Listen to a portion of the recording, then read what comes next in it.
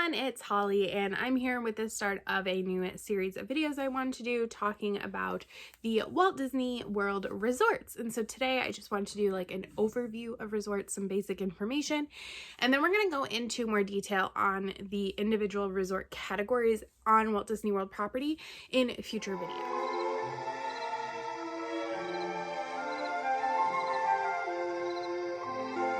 I wanted to do this is after doing my budgeting video, I realized that hotels, especially on Disney property, which is all we're going to discuss here because it's the only thing I feel remotely qualified to discuss because I've only ever stayed on Disney property, is kind of complicated. It's not once you get into it, I feel like. Once you've done it a lot and you've seen a lot of things, it's less complicated. There's still a lot of choices, which can make it a whole nother bundle of crazy and make it more difficult, but it can be a little complicated and there are a lot of hotels. So I thought maybe it would be helpful to go over them. So there are 4 main categories of hotel at Disney World, and generally the pricing is going to escalate as we go through these categories. So you have your value resorts. Those are going to be the least expensive. The rooms are typically going to be the smallest. You're going to have the least level of amenities at them. Next, you have your moderate resorts, a little bit more expensive, a little bigger, maybe some more amenities. You might have like a slide at a pool, maybe a table service restaurant. And then you have your deluxe resorts, which are going to be some of your most expensive rooms.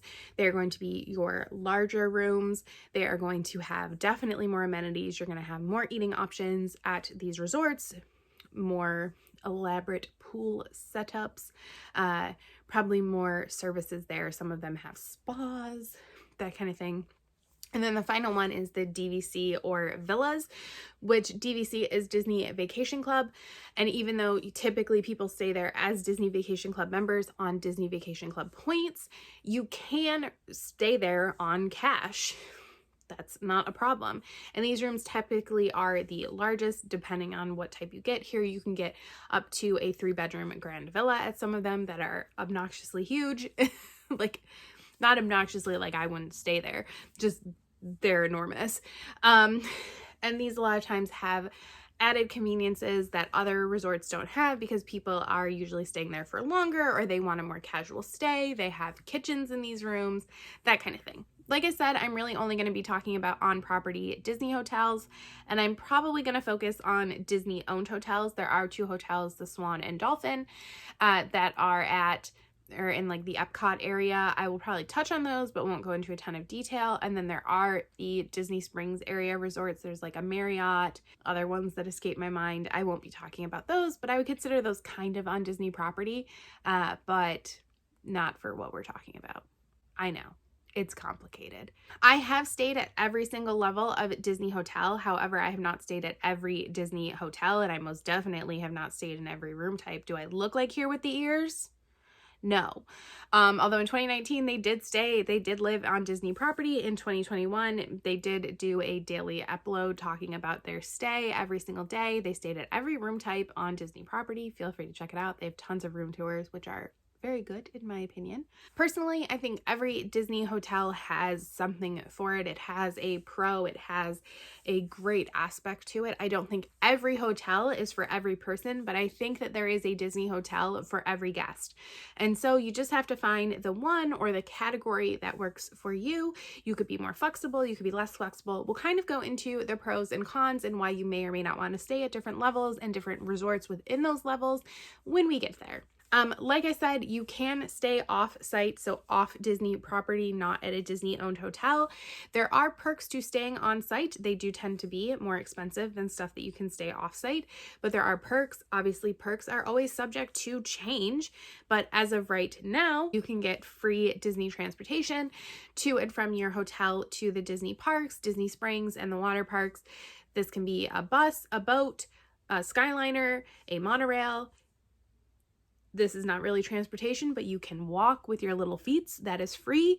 You can't really walk onto Disney property, so I guess it does help you. I did a whole series of videos talking about the different transportation types. You get early entry into the parks. Right now, it's about 30 minutes. In the past, they have done an hour. There's also extended hours in the evening. These used to be called extra magic hours.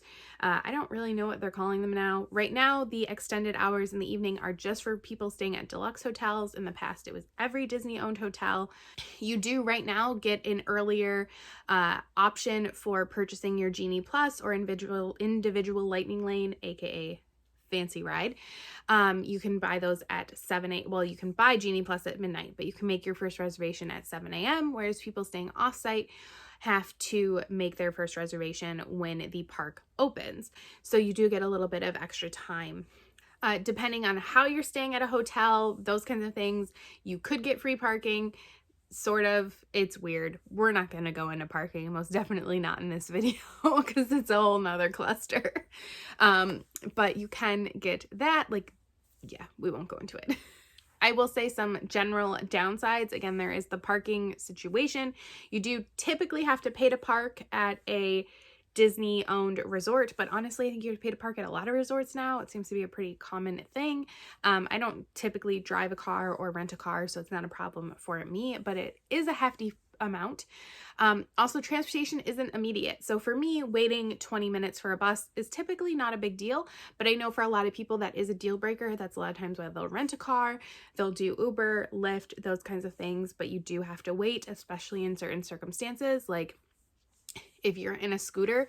Disney buses can only put 2 scooters on a bus. So if there's already 2 scooters in front of you, you're going to have to wait for the next bus. So that is something to always remember.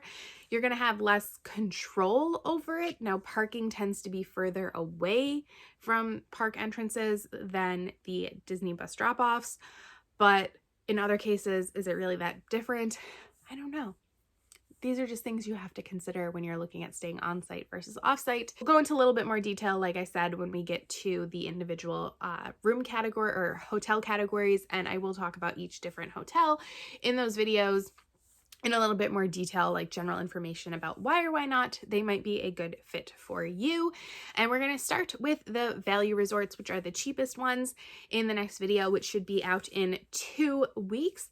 So thank you so much for watching. Stay tuned for that. I am also posting vlogs from recent Disney trips. I think right now we are in my January 2021 trip, which we are wrapping up, and July 2021 will be starting shortly. So in January, we were in a yacht club room, and in July, we were at All Star Movies. So it's a big change. They both have merits though. And I will see you next time. Bye.